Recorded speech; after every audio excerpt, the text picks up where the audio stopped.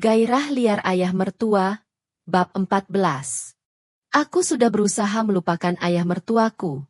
Sekeras apapun usahaku tapi hati dan pikiranku tidak bisa berdusta.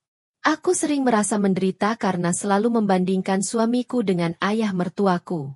Aku selalu teringat terong yang besar dan panjang punya ayah mertuaku, dan itu yang selalu kudamba dan menjadi perangsang nafsu makanku. Jujur saja aku tidak pernah puas jika bercinta dengan suamiku. Aku hanya berpura-pura puas dan itu membuatku semakin menderita. Bahkan saat suamiku bekerja, aku berfantasi liar dengan ayah mertuaku. Pagi itu saat suamiku bekerja, ayah mertuaku chat aku, ayah meminta untuk video call. Kemudian aku dan ayah video call. Bagaimana betah? Tanya ayah mertuaku. Enggak betah. Yah, jawabku lirih. Kenapa? Tanya beliau. Soalnya jauh sama ayah, ucapku sambil tersipu malu. Iyakah? Ucapnya sedikit tidak percaya. Iya. Yah. Di sini panas, pingin pulang, kataku. Memangnya boleh sama Sugeng kalau pulang? Tanya ayah mertuaku. Tuti belum bilang. Nanti malam Tuti coba mau bilang ya, ujarku. Ayah sudah tidak setuju kamu ikut. Sayang, ucap ayah sedikit kesal. Aku hanya terdiam. Sesaat kami saling pandang tanpa bicara, saling menatap mesra. Dan kemudian ayah mengatakan kepadaku, ayah mau ke toilet, ada yang bangun. Kata ayah sambil beranjak pergi ke toilet. Aku yang tidak paham waktu itu bertanya, siapa yang bangun? Yah, ibu? Tanyaku penasaran. Ayah tidak menjawab dan tidak mematikan video call itu, dan membawa ponselnya ke dalam kamar mandi. Dan kemudian ayah memperlihatkan padaku buah terong panjang dan gemuk, kemudian beliau memperlihatkan terong itu. Astaga! Ayah! Cetusku! Masih mau lihat? Kata ayah sambil senyum. Tidak sampai di situ, ayah juga memintaku untuk melakukan hal yang sama dengannya. Kamu juga, sayang? Pinta ayah mertuaku. Apa? Tidak mau. Yah, jawabku dengan ketus. Kenapa? Tanya ayah. Tuti malu. Yah, jawabku dengan tegas. Malu sama siapa? Tanya ayah lagi. Malu sama ayah, jawabku lirih. Bukannya kita sudah biasa? Ujar ayah mencoba merayuku. Iya tapi tidak seperti ini. Yah, ucapku mencoba menolak ajakan ayah. Tapi ayah terus merayu dan memaksaku untuk mengikutinya. Ayah mengatakan bahwa aku harus memberikan apa yang telah ayah berikan padaku. Akhirnya aku pun mengikutinya. Aku mau melakukan apa yang ayah inginkan. Awalnya aku sangat ragu. Tapi akhirnya aku buka dan memperlihatkannya kepada ayah mertuaku. Sungguh berat rasanya saat ayah meminta ini kepadaku. Karena aku tidak biasa dan tidak pernah melakukannya. Tapi aku turuti saja kemauannya. Sejak saat itulah ayah jadi sering video call denganku dan itu terjadi hampir setiap hari. Aku jadi ketagihan dan begitu menikmati aktivitas ini. Kadang aku ingin pulang kangen bercocok tanam terong besar di kebunku. Pada suatu hari, aku melihat medsos ayah ditandai oleh foto wanita-wanita cantik. Walaupun itu hanya dunia maya, tapi aku sangat cemburu. Aku takut kehilangan ayah. Aku rasa aku benar-benar jatuh cinta pada ayah mertuaku. Padahal aku ikut suamiku agar lupa sama beliau. Tapi nyatanya tidak bisa. Aku terus melakukan dosa bersama ayah mertuaku. Malam itu, aku meminta kepada suamiku untuk pulang ke rumah mertuaku. Jam menunjukkan pukul 22 malam. Saat itu kami sudah bersiap-siap untuk tidur. Mas, kataku memanggil suamiku. Apa, Dik? Jawabnya. Mas, aku mau pulang ya. Pintaku kepada suamiku. Pulang kemana? Tanya suamiku sedikit kaget. Ke rumahku, Mas, jawabku lirih. Loh, kenapa? Kamu tidak betah di sini? Tanya suamiku. Ica nangis terus. Mas, mungkin karena tempatnya sempit dan panas ujarku. Memang kamar kos suamiku tidak begitu luas. Hawanya juga panas. Walaupun ada kipas angin tetap saja panas. Sabar, Di. Aku masih cari kontrakan, ujar suamiku. Apa aku pulang dulu? Setelah kamu dapat kontrakan, aku kesini lagi, kataku kepada suamiku. Aku kalau pulang kerja tidak lihat Ica rasanya tidak enak. Seperti ada yang kurang lengkap. Ujar suamiku melihat wajah Ica yang sedang tertidur pulas. Sabar dulu. Ya?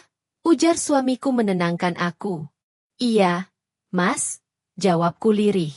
Walaupun sebenarnya aku meminta pulang karena ingin bertemu dengan ayah mertuaku.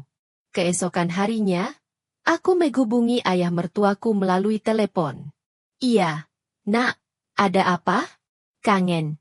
Yah, suamimu sudah berangkat? Tanya ayah. Sudah dari tadi, yah. Video call ya. Sayang? Ayah kesini saja. Ujarku meminta ayah datang. Kapan? Sayang? Sekarang aja. Yah. Kok sekarang? Kaget ayah. Terus kapan?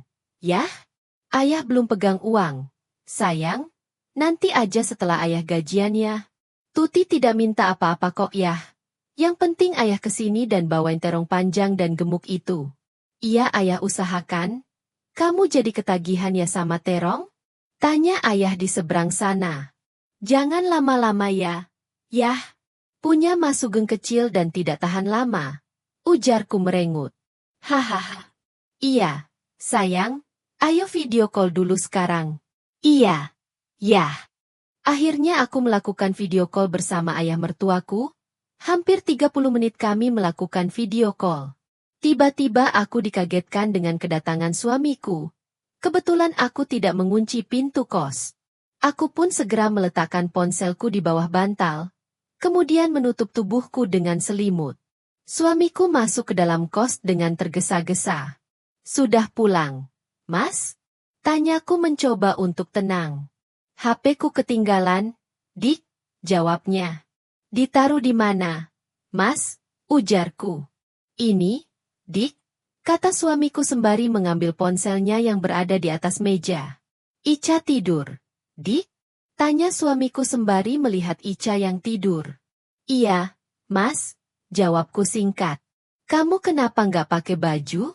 Tanya suamiku yang melihatku hanya menutup tubuhku dengan selimut. Aku mau mandi, Mas, jawabku dengan tenang. Oh iya sudah, aku berangkat ya, kata suamiku. Iya. Hati-hati, Mas. Jawabku sambil mengantar suamiku sampai pintu kos. Setelah suamiku berangkat, aku pun bergegas masuk ke dalam kamar, kemudian mengambil ponselku. Ternyata video call dengan ayah sudah terputus. Kemudian aku mencoba kembali menelepon ayah mertuaku. Halo, yah. Mas Sugeng sudah berangkat lagi. Yah, ayah pikir Sugeng sudah pulang. Sayang. Mas Sugeng hanya ambil HP-nya yang ketinggalan. Ayah tadi langsung matikan. Soalnya ayah dengar suara Sugeng. Tapi Sugeng tidak tahu kan? Iya aman. Yah. Syukurlah kalau begitu. Iya yah. Ayah sudah selesai. Kamu istirahat saja ya. Iya yah. Tuti tunggu kedatangan ayah. Iya. Sayang. Setelah itu telepon aku tutup. Kemudian aku berbaring di samping Ica dan memandangi wajahnya yang cantik. Melakukan selingkuh memang menyenangkan. Karena adrenalinnya akan terpacu dan punya kepuasan tersendiri saat berhasil melakukannya. Namun kesenangan itu tidak akan bertahan lama. Lambat laun akan mendapatkan karma. Di suatu pagi saat suamiku sudah berangkat kerja, aku yang lagi beres-beres di kamar melihat ponsel suamiku tertinggal di meja. Sebetulnya aku tidak begitu peduli melihat isi ponsel suamiku, karena itu hal yang privasi. Tetapi pagi itu aku begitu penasaran, lalu aku buka ponselnya. Setelah aku buka ponselnya, betapa kagetnya aku melihat isi chat WhatsApp-nya. Ternyata selama ini suamiku chat mesra dengan adikku Nisa. Aku coba melihat galeri di ponselnya, aku melihat foto-foto suamiku bersama adikku Nisa. Aku tidak menduga suamiku tega berselingkuh dengan adikku sendiri. Sesaat setelah melihat-lihat isi ponsel suamiku, tiba-tiba suamiku datang. Aku pun segera meletakkan kembali ponselnya di tempat semula. Suamiku masuk ke dalam kamar dengan tergesa-gesa. Ada yang ketinggalan lagi, Mas? Tanyaku sambil menggendong Ica. HP-ku ketinggalan, Dik, jawabnya. Kamu ini, Mas, HP ketinggalan terus, ujarku. Iya tadi buru-buru, Dik. Ya sudah aku berangkat ya, ucap suamiku sembari pergi dari kamar. Iya Mas. Hati-hati, ujarku. Pantas saja suamiku selalu pergi ke kafe hampir setiap malam. Ternyata dia bertemu dengan Nisa di sana. Hatiku terasa hancur menghadapi kenyataan ini. Sebenarnya aku telah curiga suamiku memiliki wanita idaman lain. Karena dia selalu sibuk dengan ponselnya. Hal yang membuatku sangat kaget adalah wanita selingkuhan suamiku yaitu adik kandungku sendiri. Ternyata selama ini suamiku bermain game online bersama adikku. Karena Nisa memang suka sekali bermain game online. Sakit rasanya hatiku. Setelah aku mengetahui bahwa suamiku berselingkuh dengan adik kandungku. Aku berusaha bersikap seperti biasa. Aku menganggap aku tidak mengetahuinya. Awalnya aku tidak curiga. Karena sudah lumrah jika laki-laki kumpul bersama teman-temannya. Tapi perasaanku sering tidak enak jika suamiku keluar malam. Apalagi saat suamiku selalu sibuk dengan ponselnya. Dan makin sering keluar malam. Walaupun aku sudah berusaha untuk bersikap seperti biasa. Tapi aku tetap sakit hati. Sore itu saat suamiku pulang kerja. Setelah mandi suamiku berkata padaku. Dik, besok aku mau ikut teman ya, kata suamiku. Mau kemana, Mas? Enggak tahu Dik, aku hanya disuruh ikut saja, jawab suamiku. Kebetulan besok adalah hari Minggu, suamiku libur kerja. Mulailah pikiranku kemana-mana. Apa mungkin suamiku akan bertemu dengan adikku? Jarak kota kami sangat jauh. 3-4 jam perjalanan. Tidak mungkin pikirku, pada malam harinya suamiku tetap dengan kebiasaannya bermain game online. Bermain dengan adikku atau tidak, aku sudah tidak memperdulikannya. Yang aku pikirkan adalah, mengapa adik kandungku sendiri tega melakukan ini padaku, padahal aku ini kakak kandungnya. Sampai keesokan harinya, suamiku berpamitan padaku. Dik, aku mau berangkat ya, ucap suamiku. Pagi sekali. Mas? Iya, temanku sudah ada di depan, ujar suamiku. Kenapa tidak disuruh masuk? Mas? Dia nggak mau, kata suamiku sambil memasang jaketnya. Aku berangkat ya, Dik, kata suamiku. Iya mas, hati-hati, ucapku. Aku ingin sekali mengikuti suamiku, tapi aku kasihan sama Ica. Apalagi di luar sangat dingin. Aku pasrah saja. Apa yang akan dilakukan suamiku di luar sana? Sekitar pukul 8 pagi, aku coba menghubungi adikku, tapi teleponku tidak diangkat. Aku jadi semakin yakin suamiku bertemu dengan adikku. Walaupun aku berusaha untuk tidak memikirkannya, tapi hatiku selalu bertanya-tanya dan ingin mengetahuinya. Setelah teleponku tidak diangkat oleh adikku, aku coba menghubungi ibuku. Iya nak, ada apa? Bu, Nisa ada? Tadi pamit mau ke rumah temannya. Oh iya sudah, Bu, kataku. Ada apa tanya Nisa? Nak? Tanya ibu yang sepertinya keheranan. Tuti ada perlu sama Nisa, kataku. Perlu apa? Nanti ibu sampaikan sama Nisa. Aku diam sejenak, berpikir untuk mencari alasan. Mau tanya bedak yang dipakai Nisa, Bu. Jawabku asal. Oh, kamu telepon Nisa saja, Nak. Tidak diangkat, Bu. Mungkin masih di jalan, kata ibu lagi. Iya sudah, Bu. Tak apa, kataku yang membuat aku makin curiga. Ica bagaimana keadaannya? Kerasan di sana? Tanya ibu. Iya kerasan, Bu. Awalnya nangis terus, tapi sekarang sudah mulai terbiasa. Syukurlah kalau begitu. Nak, Tuti mau mandiin Ica dulu ya Bu.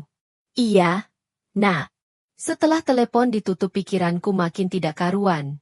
Apa mungkin suamiku bertemu dengan Nisa? Siangnya sekitar pukul 12, aku coba telepon adikku, tapi sekarang teleponnya malah tidak aktif. Lalu aku coba telepon suamiku. Halo, sudah sampai, Mas? Iya, Dik. Ada apa? Pulang apa nginap? Mas? Sebentar lagi aku pulang. Dik, kamu kenapa ngos-ngosan? Mas? Iya, ini sepeda motor temanku bannya bocor. Lagi mompa cewek ya? Mas? Tanyaku asal. Iya, Dik. Mompa ban bocor, Dik. Jawab suamiku terdengar gugup. Bersambung.